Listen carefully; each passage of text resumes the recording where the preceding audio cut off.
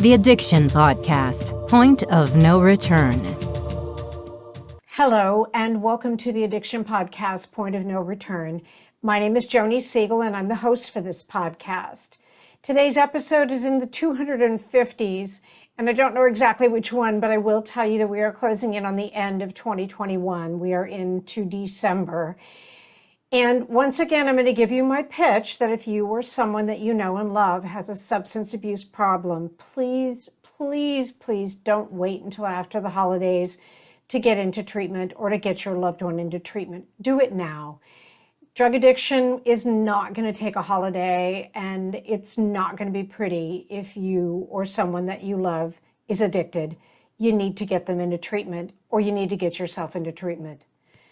Just a reminder to please subscribe to this podcast wherever you listen to podcasts. And for sure, check out our channel on YouTube if you like watching videos, and give us a thumbs up and subscribe there as well. Today we have an interview with a lady named Candace Plattor. She is an addictions therapist in private practice. She has her own substance abuse history. She was a former opioid addict, but she's 34 years clean and sober now. That's quite an accomplishment. And if Candace can do it, so can you. For more than 3 decades, she's been helping both addicts and their loved ones understand their dysfunctional behaviors and make healthier life choices. The results that Candace achieves have been astounding. So let's not waste any more time. Let's talk to Candace Plattor. So Candace Plattor, thank you so much for being willing to be on the podcast today and sharing your story. I'm so glad to be here. Thank you, Joni. Awesome. So take us back, tell us your story. Where did you grow up? Your bio said that you had an addiction situation of your own. Tell us how that came about. Okay. Well, I think you asked me where I grew up. I grew up all over the place because our family moved around a lot. And I think I need to say something about my voice. Sometimes I can get a little hoarse, and I think that has to do with my addiction as well, smoking a little too much weed maybe.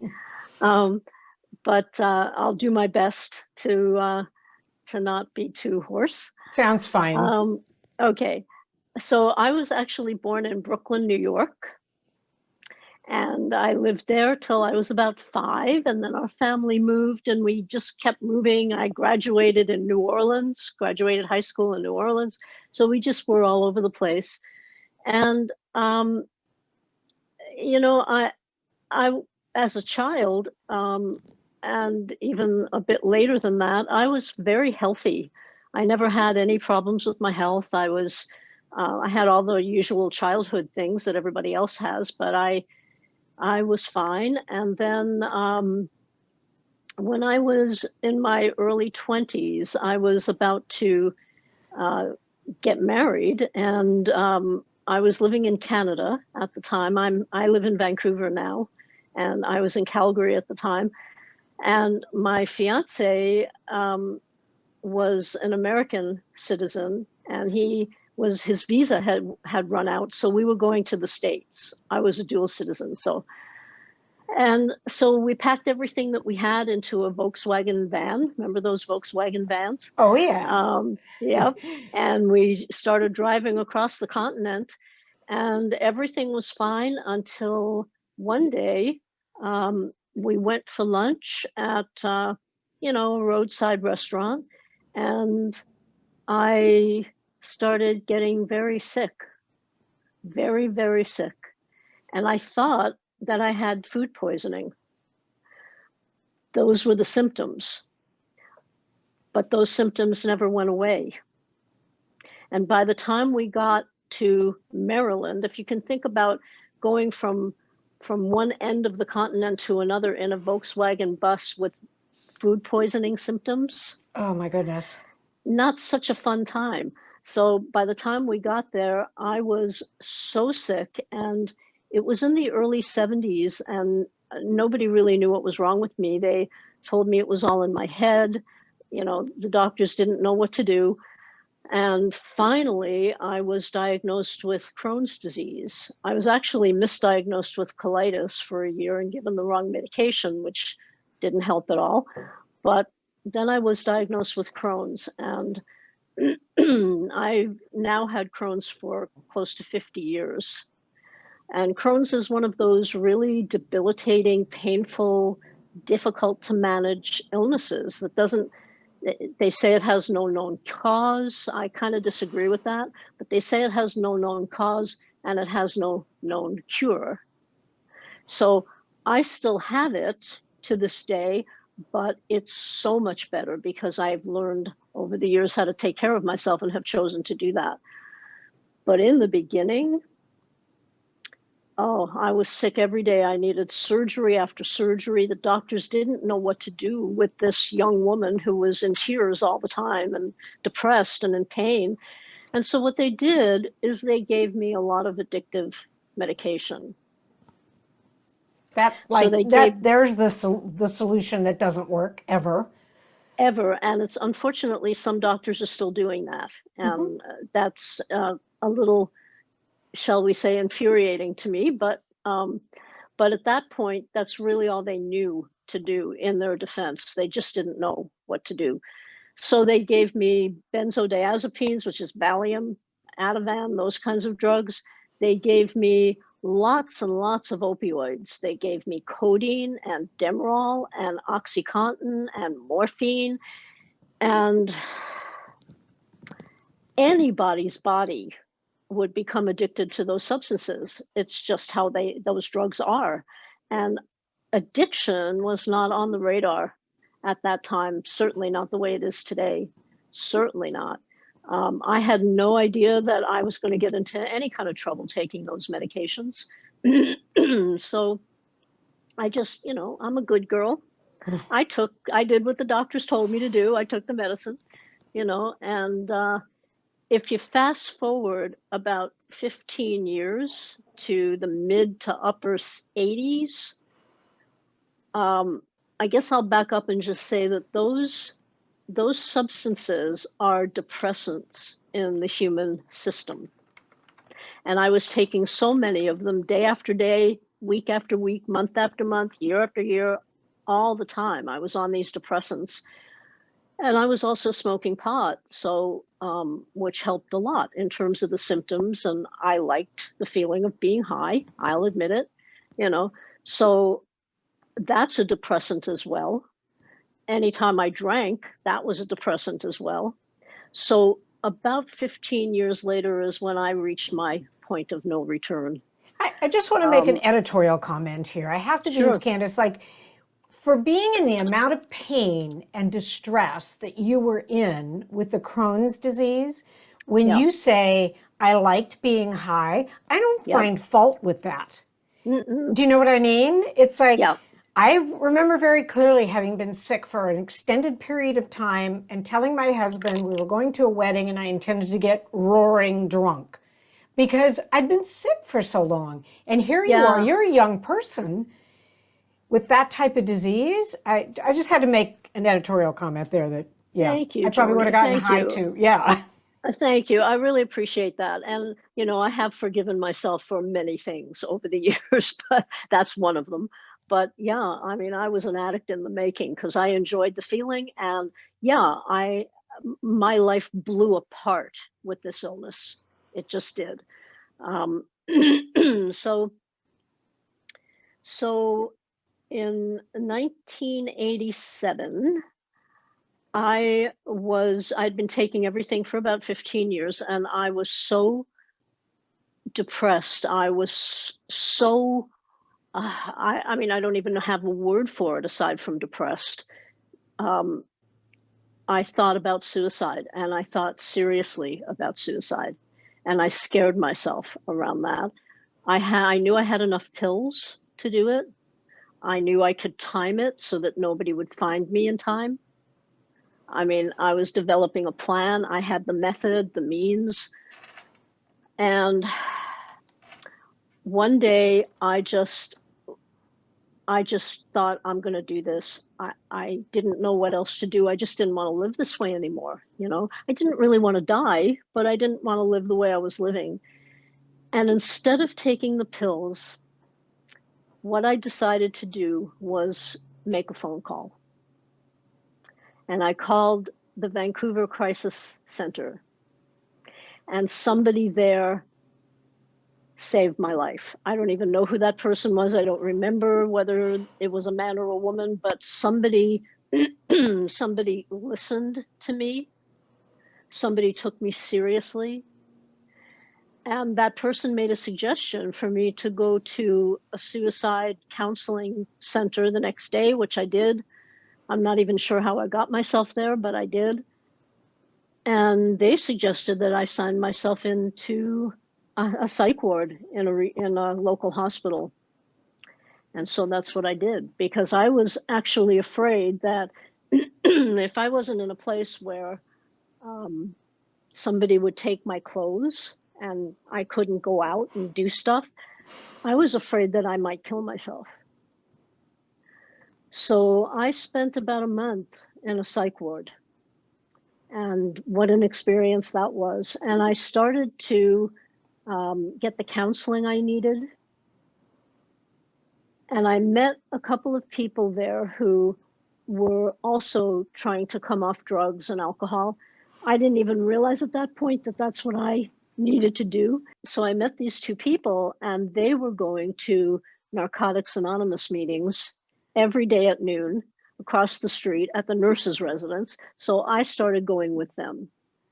And that was really the beginning of my recovery from addiction. Because the people there, I mean, I would sit there and I would just sob through the whole meeting, and the people there would say, keep coming back. Were you detoxing, Candace? Did you stop the drugs? Were you tapering them off? I wasn't at a point of detox yet. Okay. So in the hospital, they were still giving me Valium, and you don't just cut Valium off. So I was still taking the drugs. Detox came later, and so did residential treatment. Rehab came later. But, it was really an amazing time for me. And because I was accepted for everything that I was feeling. I could sit there and wail and sob, and I was still accepted, which had not been my childhood experience, So I kept going back, and when I started to understand that I was an addict, that word addict, some people don't like it, and they think that it's a label, and, that it's derogatory. For me, it was the best thing that ever happened, because once I knew what the problem was, then I could start to fix the problem. And that's what I did. So I went into detox. I went to rehab for a month, and I made a decision that I was not going to use anymore. I was not going to drink anymore. I mean, within the limitations of having Crohn's, but I wasn't going to be doing the same kind of Valium or oxys. I wasn't going to be doing that anymore.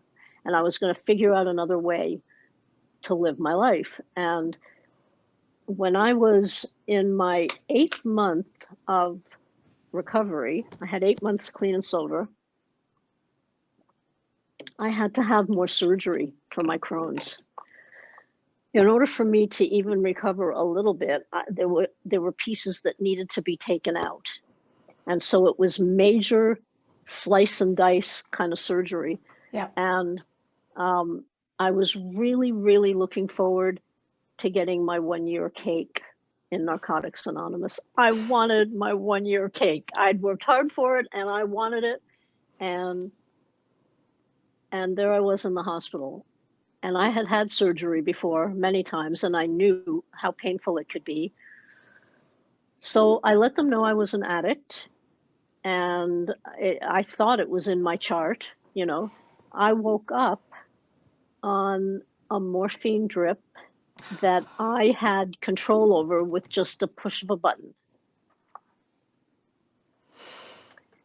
Okay. And yeah, so that was another point of no return for me. So I kind of looked at the situation. I loved the feeling of the morphine. I wasn't feeling the physical pain that I knew was there. I knew I'd feel it. And I thought to myself, okay, what I'm going to do is use this for about 2 days, and then I'm going to stop and I'm going to do something else. I told the nurses, take this away. In 2 days, I told them, take it away. Don't bring it back. I want extra strength Tylenol, and I want a whole bunch of ice packs over and over and over and over. So I took extra strength Tylenol. I put ice packs on this incision. It wasn't like laser surgery like they do now. It was big stuff. Yeah. And I just had ice packs on me the whole time. And I got better. It healed. I knew it would heal. I knew it would be painful. I laid in bed sometimes just screaming, and the nurses wanted to medicate me, and I'm saying, no, no, no.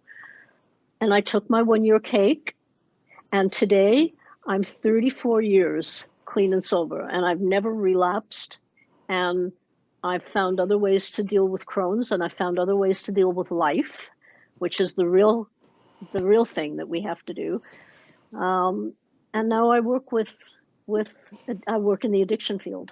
You know, I just have to say, 34 years clean and sober, when you're also dealing with Crohn's disease, I mean, Yes. that is phenomenal. And I'm just going to say very well done you, because a lot of people have trouble getting clean and sober when they don't have physical disabilities like Crohn's disease. And the fact that you did it and you've stayed clean and sober for 34 years, I mean, that's phenomenal. And your determination with getting rid of the morphine drip, that's an amazing story. Do you know? Yeah. I just have to validate you for that, because well done you. Thank you. You know, and I'm thinking I couldn't have made up a story like that. You know, it's interesting when people tell me, I think when we're told that our stories are inspirational to other people when we've been through a lot, and you know, for me, I just kind of think, well, that was my life. That's what happened. Yep. But for other people, it was like what you're saying, wow, you know, and I never, ever thought that I'd be 34 years clean and sober. Never occurred to me that that would happen. It's just one day at a time, like it is for everybody. And I never really ever thought that I could ever do anything helpful to the world. You know, that would be, I mean, when you're in addiction, you don't think about being helpful to the world. Right. You think about, oh my God, I'm suffering so much. And how can I get my next pill? Yeah, my next whatever to be able to feel better. Yeah.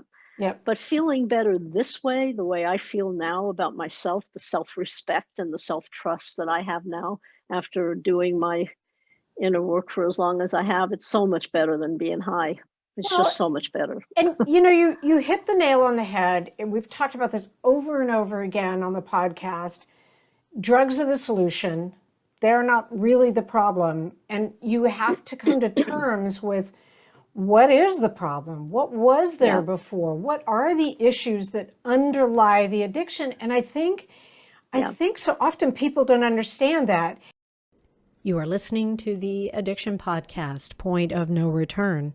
For more information on the podcast, or to reach out if you have a story you would like to share with us, go to our Facebook page by the same name, or you can email us at theaddictionpodcast@yahoo.com, or go to our website, theaddictionpodcast.com, or call us at 727-314-7080. And please remember to subscribe to our podcast wherever you listen to podcasts, and give us a 5-star review. Sometimes the hardest thing about getting someone into recovery is getting them to agree to treatment. Bobby Newman, a certified drug counselor with 30 years experience and an over 85% success rate as an interventionist, has created a series of 12 videos that you can use right now to learn every step to get your loved one to agree to treatment. Call 1-833-918-0008 today and say the word podcast to get a 10% discount. Or go to newmaninterventions.com and type in the word podcast for a 10% discount. This service comes with a free 1-hour consultation with Bobby. I know you work with families, and I want you to talk about that. I'm going to pause for just a second, if I may. Okay. So, Candace, tell us what you're doing now, because I know that you're helping people, and I know you are providing a service that is very needed and wanted. Yeah. Well, when I was about 3 years clean, I started wanting to work in the addiction field. I'd been teaching before that. And I really wanted to be able to give back some of the help that I had been given. And so I went looking for a job. And I found a job in what's called, it's Vancouver's downtown east side. And that area of Vancouver is the lowest income area of Canada. And it's where most of the addicts and alcoholics live who are in active addiction. People with severe mental illness are there as well. So it's that kind of community. And I got a job there. It was kind of a big culture shock to me. But I loved it. I just loved it. I loved working with the people, with the clients. So I was working with the addicts and the alcoholics there. And I started getting phone calls from their families. I don't know how that happened. I didn't go seeking this. It came to me. And they were calling me and they were saying, we are at the end of our rope. We just don't know what to do with them anymore. We love them, but we can't stand them, that kind of thing. Mm-hmm. And I didn't know what to tell them either, because I had never worked with the families of addicts. And so I said, okay, come in and talk to me. And as I listened to the stories, I could see that there were a lot of similarities. I mean, every family is different, of course, but there were a lot of similarities. And one of the similarities I kept seeing over and over again was what we now call enabling.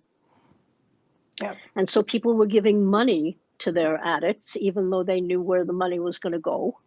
They were doing all kinds of things that weren't helping. They were enabling, not helping. Yep. And as I looked around at the addiction field, I saw that there was very little help for the families who are struggling and suffering right alongside the addict. There's a lot of help for the addicts out there. There's treatment centers and rehabs and detoxes and all kinds of stuff, but hardly anything. And many of these treatment centers don't have family programs, or they might give them a little education, but they don't really give them any counseling that's ongoing. They teach them a little bit about addiction, then they go home and they have to figure it all out themselves. So I decided that I was going to, that's what my professional direction was going to be. That's what I was going to focus on, was helping the families. So in 2010, I have it right here, in 2010, I wrote my first book, which is called Loving an Addict, Loving Yourself, the top 10 survival tips for loving someone with an addiction. Wow. Is that on Amazon, Candace? It's on Amazon. Okay. Yep. I have 3 books now and they're all on Amazon. And 2 of them, this one and the workbook that goes with it, won USA and international book awards, which for an addict, like I never thought anything like that would ever happen. And so this book has gone on to help a lot of people. I've worked in this field now for about 30 years, working with families. And it's just amazing when people learn how to respect themselves and set some boundaries that the addicts actually like. They won't ever admit that, but they actually like it. I think they feel more loved and cared about with boundaries than without them. I think that's true. And I seem to recall a guest that we had that talked about when his mother finally put her foot down, and it was a major turning point for the addict, because if nothing else, it would seem to me like the addict feels very guilty whenever they take advantage of a family member. So the more that they can do that, the more the guilt comes in. And anyway, I'm kind of, I'm not speaking from where I know, I'm just speaking my own opinion, but yeah. Yeah, no, but you're right. I mean, they do feel guilty when they're not high. When they're high, they just want what they want. Right. And, so yeah, so when a family can come from a place of love, when a family can say, we love you so much, and because we love you, we are no longer going to support you in active addiction. We're not going to do that with you anymore because we don't want you to be in active addiction. We certainly don't want to support you there because that's how much we love you. So we will support your recovery. When you're ready to do that, you let us know. That turns the addict around. Most addicts want to be included in their families. They want that connection, and addicts need their families. They need them, but they need them to be healthy with them. And I just have to say, this podcast I think will go up early December. And I have said this. Good. Right in time for the holidays. Exactly. Yes. And I have said this over and over again, really for the last month that I've been recording, that so often we hear that a family doesn't want their addicted family member to go into treatment. They want them to stay, just be around for the holidays. And addiction doesn't take a holiday. And that plays right into what you're saying. It does. It really does. And so, for families, if you're going to have your addicted loved one there and your addict is still in active addiction, the boundary you might want to set could be something like, we'd love you to be at our gathering. We want you to be part of the family, but there are some expectations that we expect you to follow. And one of them is that you're clean and sober while you're here. You do not drink. And maybe the family decides not to have alcohol at the dinner, who knows, but you're not to bring any drugs or paraphernalia in. You are not to use or drink in our home. And if you do, we will be calling a cab for you and taking your car keys, and because we love you that much, and off you'll go, and we will not tolerate you doing that. If you can tell us that you can do that, then we would love to have you there. And if you can't, we understand, but don't come. Yeah.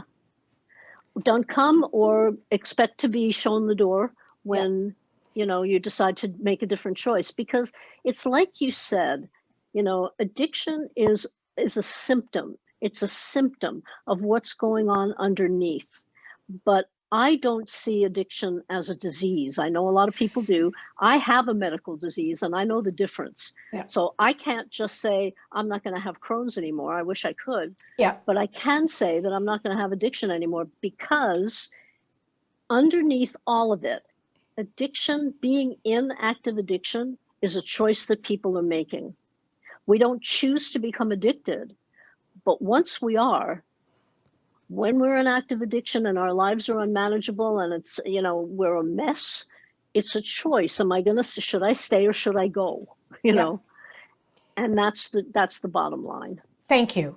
Thank you for sharing that. We, my husband and I, don't judge anybody that gets on the podcast and says, I have a disease, addiction's a disease. We don't judge it. I don't disagree with them, but I don't agree. And I'm telling you that because you and I are on the same page on that. You are Wonderful. Absolutely correct. It is a choice. And you know it better than anybody because you have Crohn's disease and you know what it's like to have a disease that you really can't do anything about. You didn't choose to have Crohn's disease. Well, I can do something about it. I can eat right and I can take care of myself and I can manage my stress and I can do that stuff. But yeah, I can't get rid of it. And I do know about choice because when I woke up on that morphine drip, what I knew to be true was that people would have said, oh, well, we understand why you had a relapse. You were in the hospital, you had surgery. Anybody would have, and I maybe could have even taken my 1-year cake. I could probably have tried to be manipulative about that, but I made a choice because I wanted to stay clean and sober. And that's what it takes. And that's huge. And I think, that's the key. It is a choice. And I think what's difficult so often, and maybe you run into this with the families that you deal with, is sometimes I think, though, they say, well, if it's just a choice, why doesn't he just stop? But of Right. course, it's not that easy. Once you're it's just in not, addiction, it's not that easy. it's simple, but it's not easy. Correct. And there are a whole lot of things that need to be looked at. There's counseling for the addict, there's counseling for the family, because the deal is that everybody in a family, or even sometimes even a friend group, you know, it doesn't have to be a family of blood connection, but everybody in a family that has addiction in it is affected by that person's addiction. Mm-hmm. Everybody's affected, and everybody needs to heal. And if the family members don't do their own inner work about what kind of enabling are they doing, why are they so afraid of saying no, what's that about, you know, and they change. This is the key. If families want their addicts to change, this is a hard one for a lot of families. They're going to need to change first.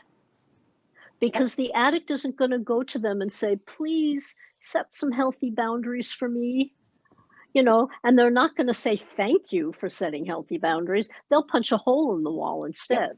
Yep.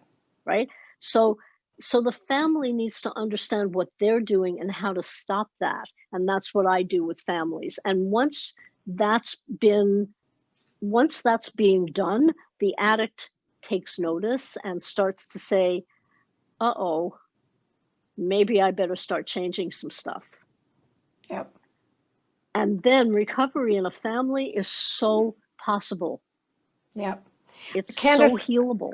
I think what you're doing with families is amazing. And I know that you are changing the life of families and addicts and right across the boards. And Thank you. Personally, thank you for everything that you're doing, because it's so needed. I think that there are now more organizations that deal with the family, but you know, we probably need about 1 million of you, and you know, across Canada and the United States and across the world, because we need many more. Candace, thank you so much for being with us today. Is there anything you'd like to share before we end off? I mean, I just think your story is phenomenal. I think the thing that I'd really like to say is, please don't ever give up. Don't give up. Keep trying to get this healed. It's healable. We can actually stop addiction. If we stop the enabling, we can stop the addiction. And I know that sounds really simplistic, and I know there's a lot of money to be made from people being in addiction. So, you know, but if we stop the enabling, we stop the addiction. I think so. Don't give up. Perfect message. Candace, and thank if you. I can say one more thing. Absolutely. My company, LoveWithBoundaries, it's LoveWithBoundaries.com. We offer a free 30-minute consultation on Zoom or phone. We work all over the world. And in order to have this free consultation where you can tell us a little more about what's going on for you, and we can tell you how we can help you, you just have to go on the website and fill out the questionnaire. Once we get the questionnaire, we'll get back to you and we'll set up that consultation. So that's huge. Yeah. LoveWithBoundaries.com. Right. Perfect. Candace, thank you so much for taking the time today. Hope you have a fabulous holiday season. And thank you. I know you're going to help other families have a way better holiday season than they would without you. Yeah, it might not be wonderful yet, but it's going to be better, hopefully. Yep, exactly. And Joni, thank you so much. It was lovely to meet you and Steve, and have fun with your baby. Thank you. Thank you for listening today. I appreciate Candace's story. I think her messages of courage and her messages to families about enabling, this is very timely. I hope that if you have a loved one who is in active addiction, that you contact her organization and find out how you can make it through the holidays, and set some boundaries, establish some rules, and have your holidays be even better, and then get your loved one into treatment. So thank you so much. Please don't wait to get your loved one into treatment. And if you can't confront getting them into treatment right now, contact Love with Boundaries. Go to LoveWithBoundaries.com and contact them and find out how maybe you can navigate the holidays. I keep saying you can't, but it sounds to me like there are ways that you can. So everybody, have a good week. We'll be back again next week with another interview. You have been listening to the Addiction Podcast, Point of No Return. For more information, reach out to us on Facebook or go to www.theaddictionpodcast.com. Our email is theaddictionpodcast@yahoo.com.